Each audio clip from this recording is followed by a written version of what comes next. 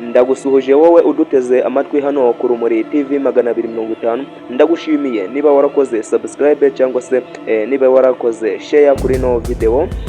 Ni ibintu by'agaciro hano ku Rumuri TV 250. Amakuru ari muri showbiz nuko uwo rizagwira mwamenye ku izina rya Yampano wa Boy arimo gukora udusha twinshi cyangwa se ibitangaza bikomeye cyane, aho mu minsi ishize yagiye muri Leta Zunze Ubumwe za Amerika gukorerayo igitaramo. Reka mbereke uko uko byari byifashe muri Leta Zunze Ubumwe za Amerika muri New York. Reka nze mbereke uko yarahagaze.